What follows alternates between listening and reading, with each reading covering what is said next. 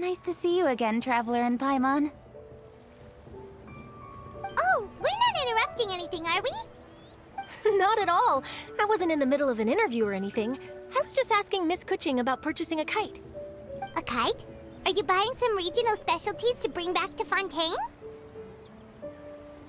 Well, yes. And... It seems you haven't heard yet. The theme of this year's Lantern Rite is kites. Oh, so that's why Paimon has seen so many floating in the sky. Liyue Harbor is always changing, so it is only fitting that Lantern Rite should change in turn. The Qixing believes it would benefit Liyue to build on our own cultural foundation by embracing the technologies of other nations. After all, it is said that the stones of another mountain may serve to better polish one's own jade. So, Ningguang organized a private meeting with Miss Charlotte to ask for her help in fostering cooperation with the right people. In the end, we decided to combine Liyue's traditional art of kite making with Fontaine's mechanical vertical lifting device. Mechanical lifting device? Sounds pretty impressive. But don't kites just use the wind to fly? Why would you need to add something mechanical? Well, you've actually just answered your own question, Paimon. How high and far a kite can fly depends as much on the weather conditions as on the skill of the person holding the string. But as soon as there's no wind, you can only flail about helplessly like a sweet flower medaka out of water. Experience doesn't matter at that point. Exactly. Liyue is now a nation ruled by humans after all.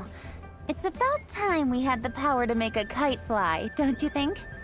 Plus, the easier we can make it to enjoy, the more people will want to participate. Right? I also thought it was a novel idea. Plus, it shouldn't cost much to do. With Miss Charlotte's help, everything has gone smoothly.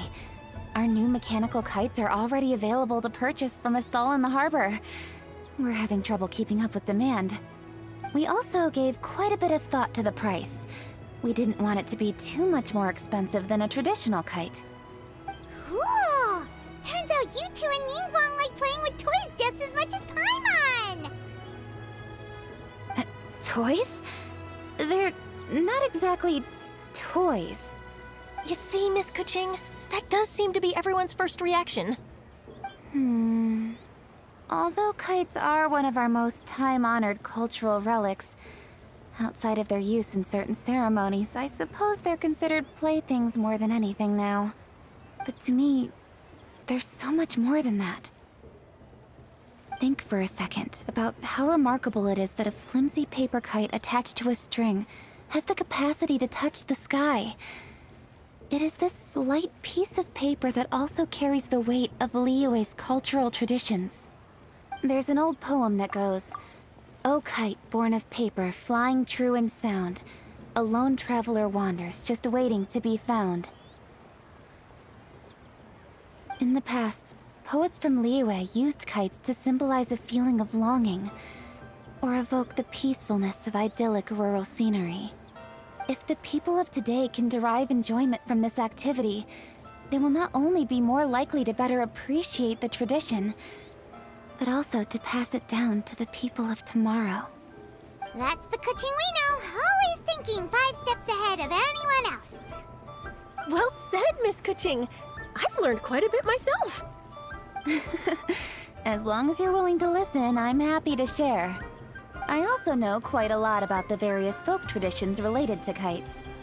For example, whenever a kite blew away, people would say it was the Adepti that summoned the wind to take it away as an offering. That way, you can turn an unfortunate event into an auspicious one. What about something more fun? Do you know anything like that? More fun? Let me think. Oh, I suppose we should first talk about how kites are made. It's another one of our precious forms of traditional craftsmanship. My grandfather told me that, back when he was a boy, children learned the art of kite making step by step from their elders. First, you use the thin strips of bamboo to construct the frame. Then, you draw a design of your choice on a piece of paper, paste it onto the frame, and tie on the string. Then, You look towards the sky and release the kite to soar among the clouds. Some people write down certain names or desires on their kites, cut the string, and let them fly free. Others may place particular thoughts or meaning into the design itself. Are certain designs associated with certain meanings? I'm gonna jot all of this down. Well, for example, kites in the shape of a butterfly typically symbolize freedom, happiness, or the desire to break free. Fascinating. What else can you tell me? The scissored-tailed swallow is the most classic design. It symbolizes good fortune and joyful tidings. Different colors also have small variations in meaning. Are these commonly understood meanings and symbols in Liyue?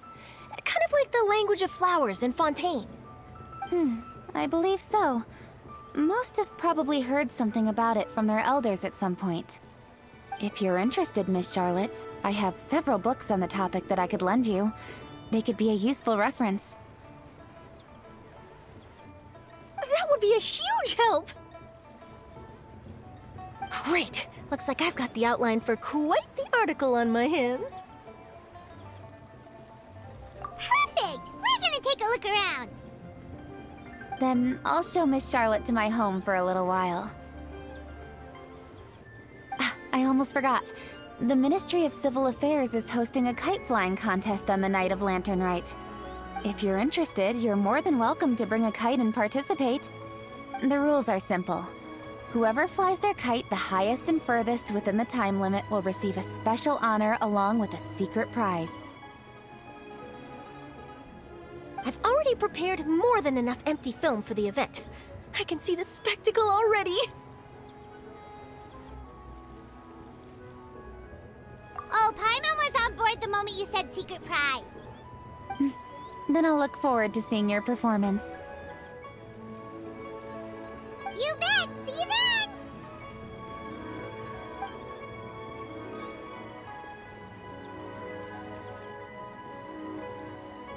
Wait, Traveler? Take a peek to your right. Do you see those two people lurking over there? Is it just Paimon? Or were they staring at us the whole time we were talking to Keqing and Charlotte just now? They seem fishy. Huh. Well, yes, but something's up. Paimon just has a bad feeling. Do you think they could be treasure hoarders? They always seem to be stirring up trouble during Lantern Rite.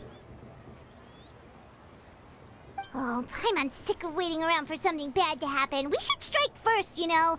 Foil their plans before they even begin. You go right, Paimon will go left.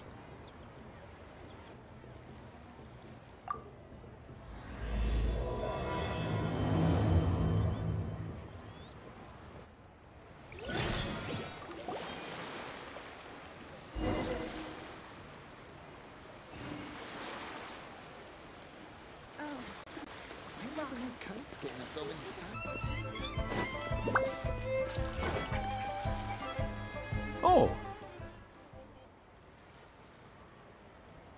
It is with such an air of urgency that you appear before us. Your comportment suggests you believe us to have committed some heinous crime. Perhaps you could enlighten us as to your intentions. Whoa, where did this fuddy-duddy come from?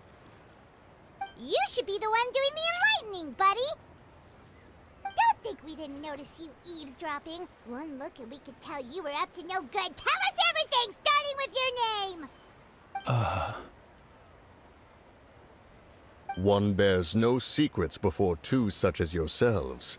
You stand in the presence of the mighty and illuminated Adeptus, Mooncarver. For the purpose of this foray into the mortal realm, however, you may address one as Hojong. You kidding? That deer's got his head stuck so far up in the clouds, there's no way he'd humble himself down here with the rest of us. You may want to hold your tongue, Paimon.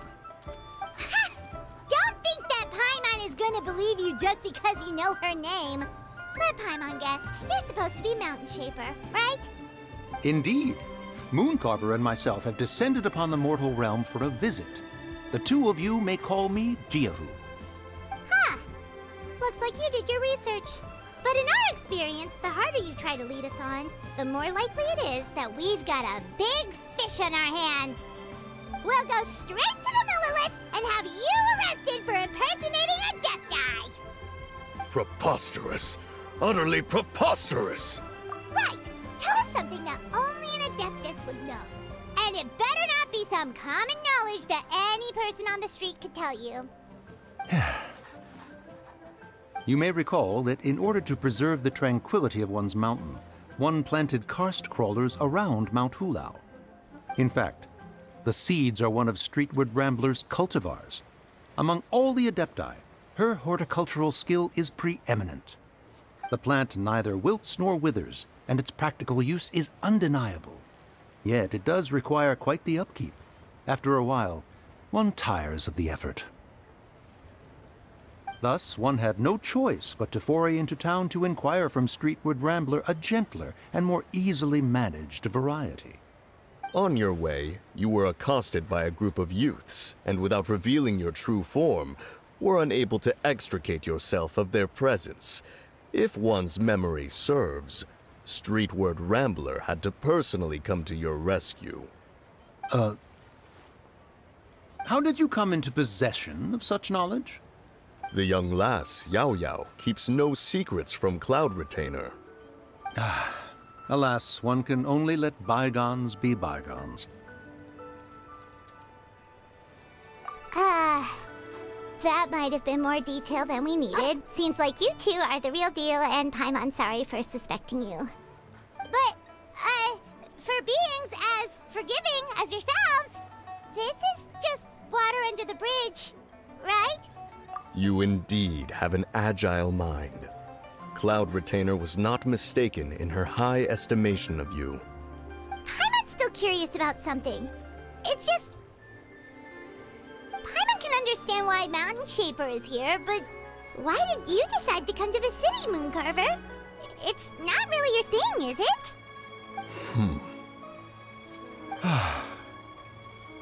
It is but an inevitable eventuality.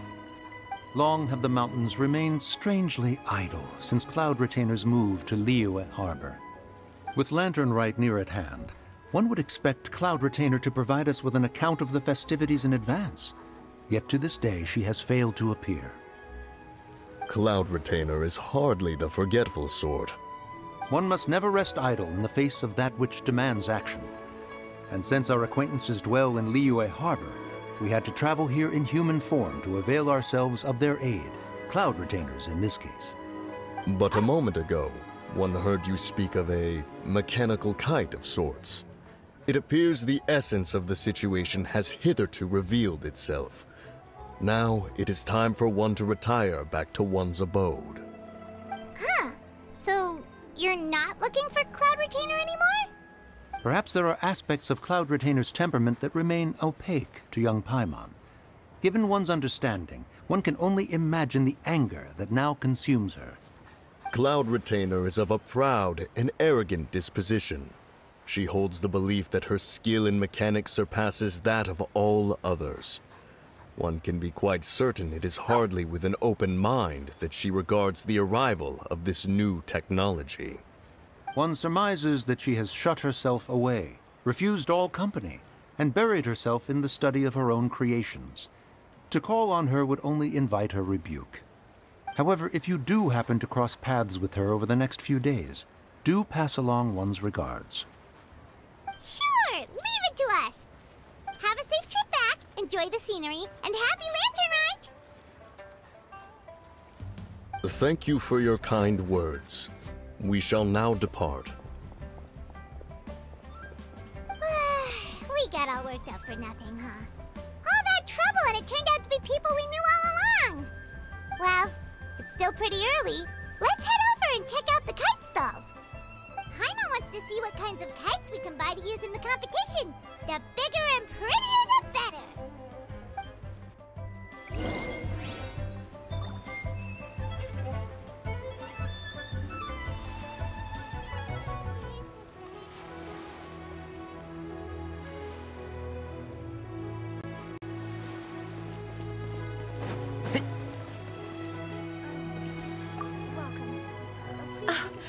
Welcome! Are the two of you looking to buy a kite? Would you like me to go over the different designs? Ooh! A scissor kill swallow! And a butterfly! And oh! Ah, this Jade Chamber design is our newest. It's been selling like crazy over the past 2 days. Does it also have a unique meaning? Of course. The Jade Chamber symbolizes wealth and abundance. The kite bearing its design is said to bring riches in the future to those who fly it. Oh, now that's Paimon's kind of kite! I apologize for the interruption, but are all your wares in order, Miss Genuine? Yes, they're just over there. The paper, bamboo, and dyes. All the necessary kite-making materials. Wonderful! I'll pack them up and get a guard to deliver the goods to Yilong Wharf for you. Yilong Wharf? Oh, wonder what that place is like during Lantern Rite. Paimon would love to go take a look. Well, if the two of you are interested in going to Yilong Wharf, then could I trouble you to find Gaming and deliver these goods together? Is Gaming the guard you just mentioned? Yes. The communications office handles shipments and transports around Liyue. He works for the Secure Transport Agency, one of our sub-organizations. The problem is, many of my colleagues have taken leave during Lantern Rite to spend time with their families. So, our available workforce has seen a dramatic decrease recently. If you were willing to help out, then I could get a head start on my next appointment. You do seem really pressed for time.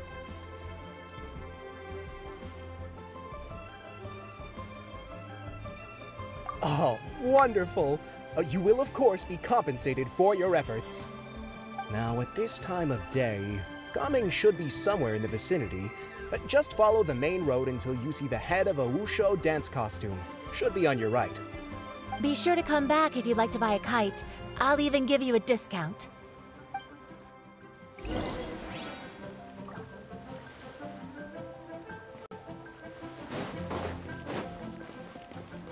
Keep up.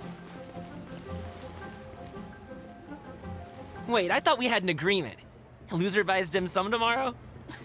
Look at you. Scowl like that for much longer and your face might stay that way. Hey now, don't be upset. How about this?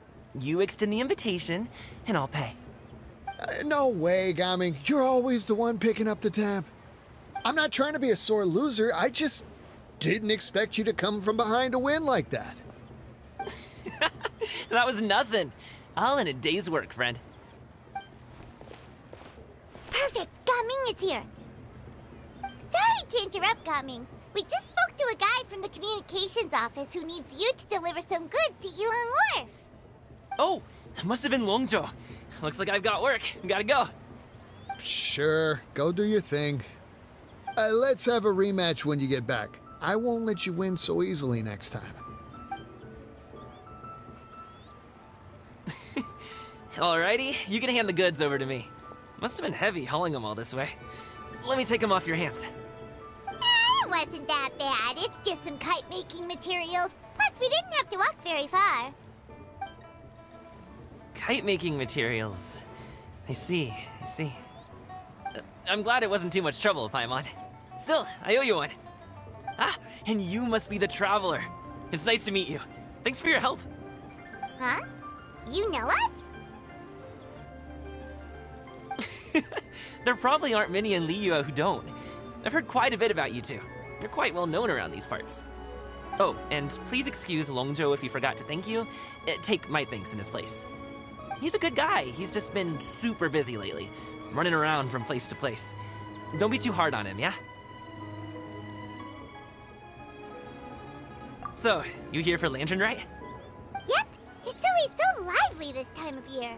We were actually hoping we could tag along to Yilong Wharf and have a look around. Perfect! We'll go together then. I'm good with directions, so just follow me. Trust me, I know my way around. We can exchange stories, tell jokes, or just chat along the way. Oh, and there are a couple of good places to eat along our route. We can stop and grab a bite when it's time. The ingredients are fresh, the portions are generous, and the prices won't break the bank. You can order anything, and I promise, you won't be disappointed. Order anything?